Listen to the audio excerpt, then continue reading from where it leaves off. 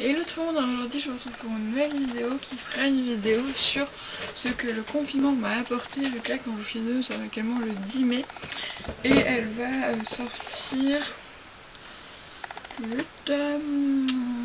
30 mai. Voilà, donc c'est-à-dire à 3 jours du bilan de ces 3 semaines de déconfinement.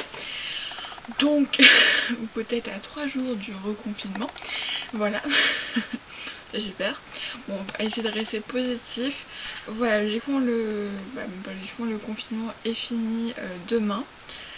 Voilà, donc demain, on n'a pas besoin d'attestation. Il y a plein de gens qui vont prendre le boulot. Donc moi, vous savez que ma vie va pas changer par rapport à aujourd'hui ou hier ou la semaine dernière. Parce que pour l'instant, je reprends les cours qu'en juin. Et encore, c'est même pas sûr, vu que je suis en zone rouge, vu que je suis en Hauts-de-France. Et du coup les collèges ne rouvrent pas, déjà, ne rouvrent pas tant que c'est rouge. Donc si les collèges ne rouvrent pas, les lycées ne rouvreront pas non plus. Donc bref. Donc voilà, je dois avoir mes cours en ligne. Ce qui a changé, c'est que je vais pouvoir sortir sans attestation et voir ma famille, tout ça, on va dire un peu plus librement. Et voilà. Faut savoir que moi je vais rester entre guillemets confinée parce que je vais pas sortir, aller la one again, je sors tous les jours, je m'en fous, désolé je joue avec ça, mais voilà. Non, parce que bah le virus est toujours là, voilà. Et c'est pas forcément pour moi que j'ai peur parce que moi je suis pas au courant. Bon si je suis en obésité, donc c'est un facteur à risque forcément. Mais autrement j'ai une très bonne santé. Donc logiquement si je viens à l'attraper, si je ne l'ai pas attrapé de façon asymptomatique, hein, parce que ça on ne sait pas, si je viens à l'attraper, logiquement ça ne devrait pas d'une manière grave. Donc on ne sait jamais, mais ce n'est pas pour moi que je pense, c'est déjà pour les gens que je pourrais croiser si je l'attrapais, parce que les symptômes ne se révèlent pas tout de suite. Et donc tu te rends pas forcément compte, voilà, si tu sors tout le temps, tu te rends pas compte que tu l'as, c'est seulement quand tu as les symptômes que tu te rends compte de ça. Et surtout justement pour les gens de ma famille, parce que j'ai des gens qui sont plus âgés que moi.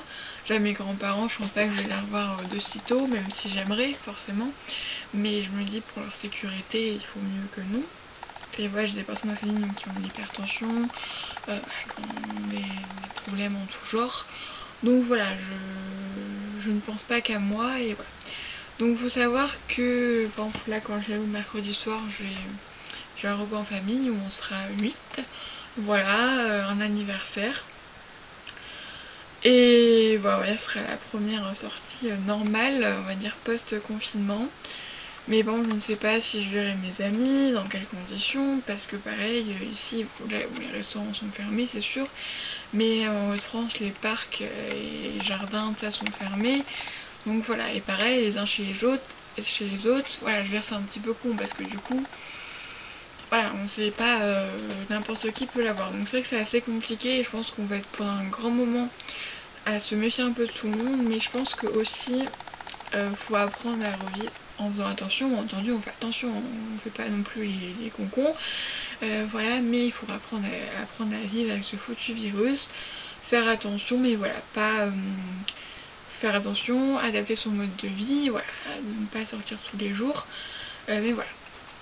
Donc du coup on va peut-être en venir au sujet de ce que m'a appris le confinement. Donc du coup moi j'ai arrêté les cours, moi et toutes les personnes qui vont en cours en France, arrêté les cours le 13 mars. Donc en clair ça fait 2 mois précisément que moi je me considère un peu vraiment comme confinée, parce que voilà, on était confinés le mardi, là pendant ces 3 jours là je ne suis pas sortie, donc concrètement j'étais confinée. Alors au départ je me faisais chier. Non mais surtout c'est qu'au départ les profs familiarisaient avec le fait de faire en ligne, donc ce qui fait qu'on n'avait pas encore grand chose. Je me faisais chier, voilà, mais ça allait. Après ça a été, voilà, les devoirs ça remettait bien. Après j'ai eu une période, une semaine et demie où ça n'a pas été, voilà, où j'ai un peu ma phase dépressive qui est revenue. Ça n'a pas été facile, j'ai eu des moments d'angoisse, tout ça, voilà, c'était pas... Mais maintenant ça va beaucoup mieux, et justement maintenant on est à la période où ça me convient totalement. Là ça fait 3 semaines que je suis pas sortie quand je fais la vidéo. Et franchement, je dirais pas que ça ne me manque pas, mais ça ne change rien à ma vie parce que en fait moi ce que j'ai fait c'est assez paradoxal parce que ce qui m'a causé ma dépression c'est la routine. Voilà. Et aussi ma pilule, mais voilà, c'est un package avec plein de choses. Voilà. Et du coup, et sauf que là, ce qui m'a fait du bien, c'est justement la routine. C'est de savoir ce que je devais faire, entre guillemets.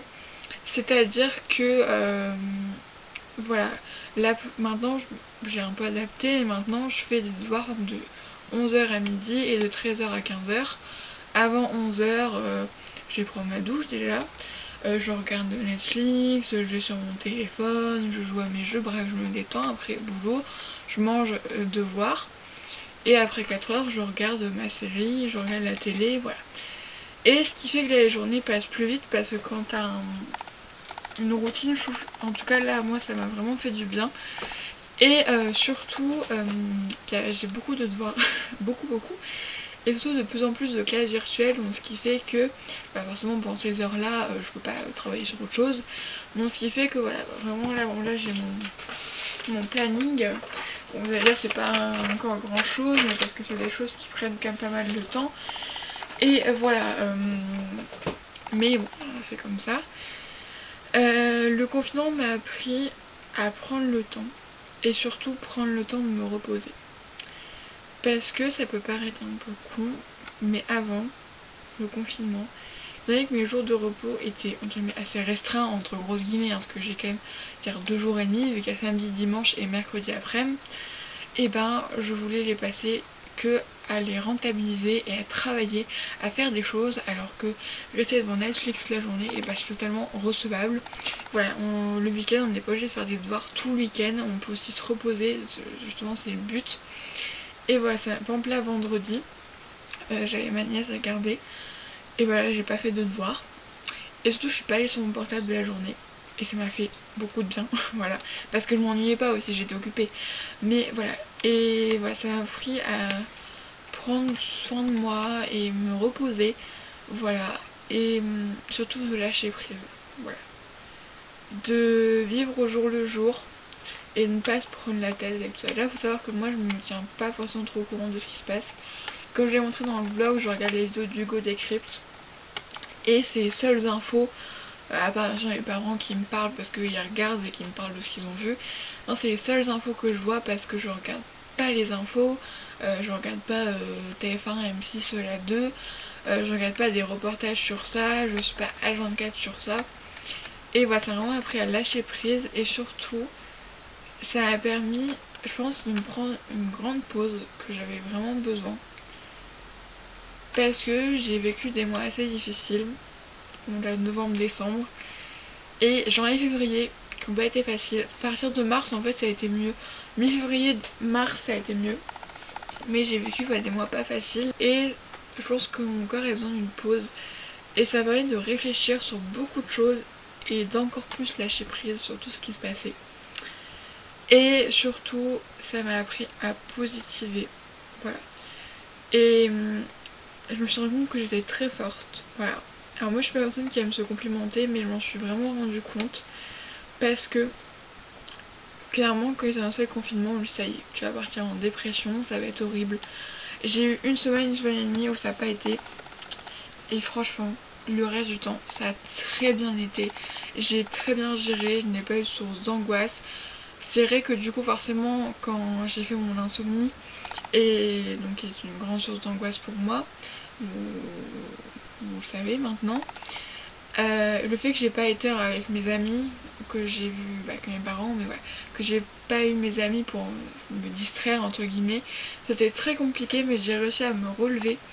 Et surtout ça m'a permis de faire un point sur moi-même et de me rendre compte à quel point j'ai été forte et à quel point je le suis encore. Et voilà, et vraiment ce confinement, je pense qu'il est arrivé, bien entendu j'aurais préféré qu'il n'arrive jamais et qu'il n'y ait pas ce foutu coronavirus, hein, forcément, parce que tout le monde aurait préféré qu'il ne soit jamais là, mais bon, il est là, donc on va bien faire avec.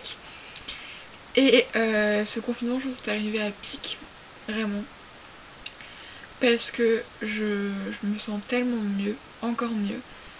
Alors bien entendu je suis encore stressée, mais c'est pas pour les raisons d'avant, je suis stressée par ce virus. Je suis stressée par mes cours parce que le bac de français, l'oral, on ne sait toujours pas ce qui se passe. la reprise aussi, mais c'est des choses que j'arrive à gérer parce que c'est bon, voilà. Et bah surtout voilà, j'ai appris à m'écouter. C'est très important aussi. Vraiment ce confinement m'a fait, je dirais pas sortir grandi non plus, on va pas non plus utiliser les grands mots, mais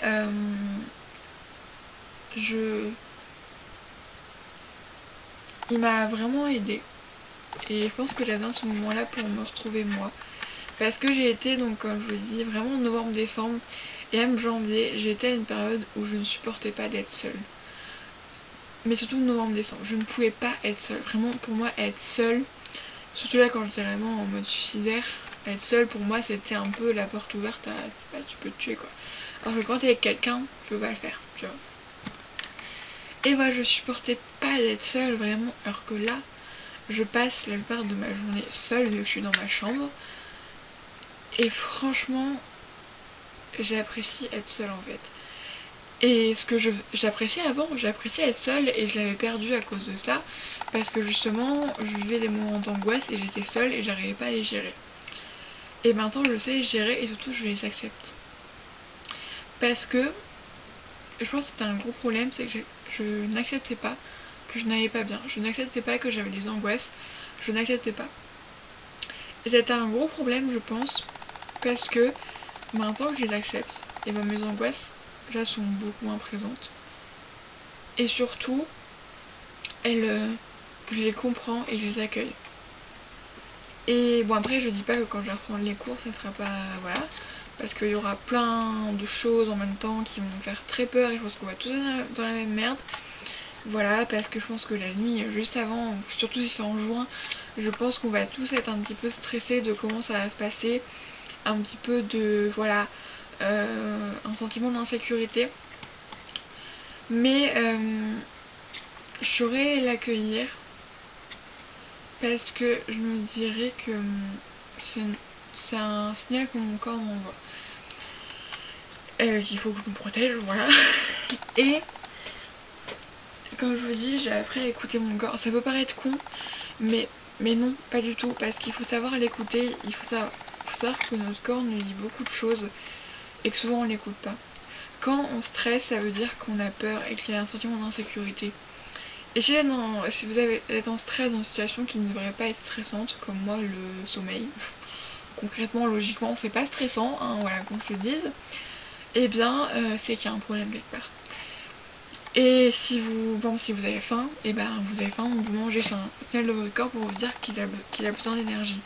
Et il faut l'écouter pour tout ça. Par exemple, la dernière fois j'avais mal à la tête, et ben j'ai écouté et je me suis posée pendant 1 heure, loin des écrans, où j'ai juste réfléchi à plein de choses. Et ouais, et surtout, maintenant je n'ai plus peur d'accueillir mes pensées. C'est vrai que ça m'a fait peur quand j'ai eu à nouveau cette idée de suicide qui est arrivée. Forcément j'ai eu peur, mais je l'ai accueilli et je me suis rappelé que j'en étais sortie et que lui elle est là, elle a été avec moi, être avec moi pendant quelques jours. Je vais l'accueillir, écoute, bien. Peut-être paraître bizarre pour certains, mais voilà, c'est une nouvelle philosophie. Et franchement, on m'en porte beaucoup mieux. Comme là, je voyais que je faisais un peu de sport pendant ce confinement, j'ai vu que j'étais pas bien, j'avais pas envie d'y aller, c'était pas ce que je voulais, et ben j'ai arrêté. Parce que ça me procurait plus de malheur que de bonheur, donc ça ne servait à rien. Et voilà, et pareil, pendant le confinement, j'ai repris du poids. Voilà, la dernière fois que je me suis pesée, j'étais revenue au poids que je faisais avant de commencer le sport en août dernier. Et forcément, sur le coup, je n'ai pas été bien. Donc, je vous le dis, hein, je suis complètement honnête. Mais là, aujourd'hui, j'ai mis une robe, comme vous pouvez voir. Et je me suis regardée dans le miroir. Et j'ai le même corps qu'il y a un mois, moins tous ces kilos. Mais j'ai pas le même corps qu'en août dernier. Parce que je me suis musclée entre temps. Voilà, je me suis musclée. Et alors oui, j'ai pris du poids, mais franchement, je ne suis pas comme avant. Et ça m'a vraiment fait du bien aussi de. Je trouve que ça fait vraiment du bien de s'auto-complimenter. Faut pas non plus devenir narcissique, hein, voilà. Mais voilà, ça m'a vraiment fait du bien de me voir dans le miroir et de me trouver jolie. Et franchement, je pense que c'est aussi quelque chose qui m'a que m'a appris ma dépression m'a appris beaucoup de choses. Et je pense que je ferai peut-être une vidéo un jour sur ça. Sur ce que m'a appris ma dépression. Mais elle m'a... Elle m'a appris à m'écouter. Vraiment. Et ne pas faire passer les autres avant moi. Parce que moi je suis une personne qui est hyper gentille, voilà. Trop même gentille. On m'a toujours dit, hein, Cécile c'est la fille gentille quoi. Donc des fois ça fait un peu du mal quand on dit ça, voilà. Un garçon que t'aimes bien, qui dit oh bah elle est gentille, bah merci. Mais j'ai toujours été un peu la fille gentille, qui se plie en quatre pour les autres et qui pense pas à son propre bonheur. Et voilà, je pense que ça m'a appris que du coup pendant ce temps-là j'ai besoin de me retrouver. Bon, voilà, comme je vous dis, ce confinement m'a permis de me retrouver et de faire la paix avec mon corps. mais voilà, de penser à moi, pas de manière égoïste non plus, mais de penser à moi et à mon bonheur. Si une situation ne me plaît pas, par exemple si je parle avec une personne et que ce qu'elle me dit ne me plaît pas, bah je le dis. Je reste pas dans ma souffrance personnelle sans dire aux autres ce que je ressens.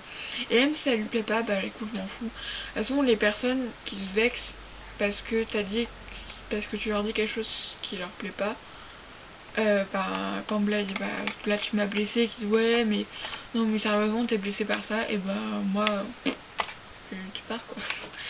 Parce que bah tout simplement déjà moi je suis une personne qui est hyper sensible. Après c'est quelque chose qui est diagnostiqué, donc je n'ai pas été diagnostiquée, donc voilà, mais c'est juste que je suis une personne qui ressent tout fois 1000. Les sentiments bons comme les sentiments malheureux, c'est un peu le mauvais côté. Je suis une personne qui vit tout fois 1000 et tout, et il faut m'accepter comme ça. Concrètement, je suis comme ça, et s'il y a des gens à qui ça ne plaît pas, que bah, je sois assez sensible et que des fois je me vexe pour des choses qui ne vexent pas les autres, et bah écoutez, on n'a rien à faire ensemble. Comme je disais à une amie il y a quelques jours, moi j'ai mes 4 amies qui sont très importantes pour moi, qui sont les plus importantes pour moi, et tant que j'ai ces 4 personnes avec moi, le reste, les autres personnes que je côtoie sont des très bonnes personnes que j'apprécie beaucoup. Je ne dis pas que si je leur parlerais plus, je ne serais pas en mode balèque, tu vois. Non, forcément je serais un peu triste, que il y a des gens que j'apprécie beaucoup. Mais ces 4 personnes, ces 4 filles là, qui sont des 4 filles, ces 4 filles, ce sont des filles qui me sont essentielles et qui font mon bonheur. Et je sais que quoi qu'il se passe, elles seront toujours là. Et ça me suffit. Concrètement. Je vois des personnes qui voulaient toujours être amies avec tout le monde, toujours que tout le monde m'aime, que vous voulez être gentil avec tout le monde pour que tout le monde m'aime, mais non en fait. Si une personne a un comportement que je n'aime pas, bah je lui dis. Et je m'en fous si après elle m'aime pas parce que j'ai osé lui dire. C'est ça mon problème, c'est que je faisais passer le bonheur des autres avant le mien. Et du coup je devais supporter des personnes qui me rendaient malheureuse parce que bah j'aimais pas traîner avec eux ou quoi. Et voilà, donc bref, du coup c'est un peu venu sur ce que ma dépression m'a appris, mais voilà. Parce que là en fait ça a été vraiment... Mars, ça a été vraiment le moment où j'ai vraiment commencé à aller mieux. Le mieux ça a vraiment été les vacances de février. C'est là où j'ai vraiment été le mieux.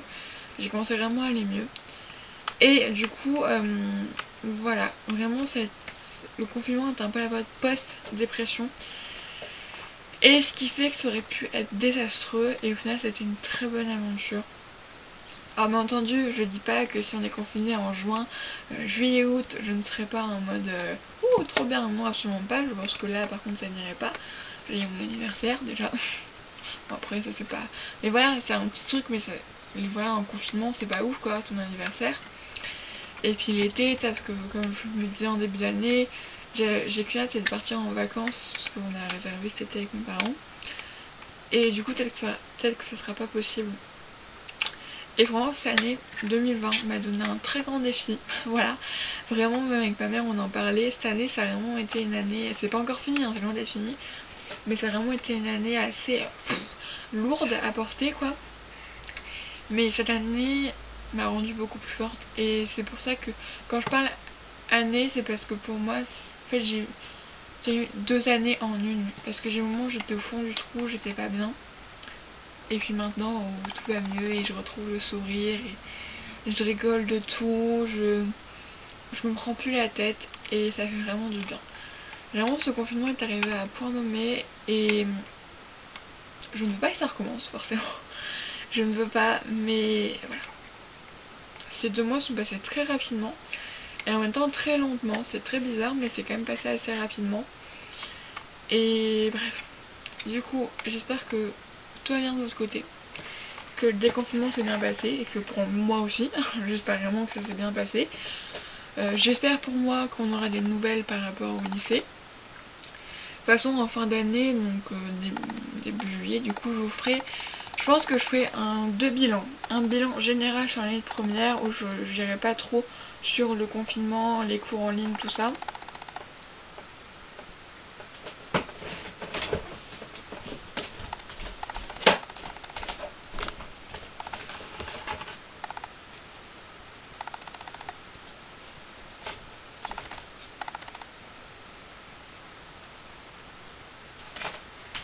Il pleut et du coup ça transperce ma poutre. Donc je ferai un bilan général sur la première et un autre bilan sur les cours en ligne, le confinement en cours. Voilà. Et aussi si on reprend, comment ça s'est passé. Voilà, donc j'espère que ça vous aura plu. Je vous fais d'énormes bisous, surtout prenez soin de vous et ne sortez pas pour des choses inutiles. Le virus est toujours là et il faut toujours faire attention. Des bisous.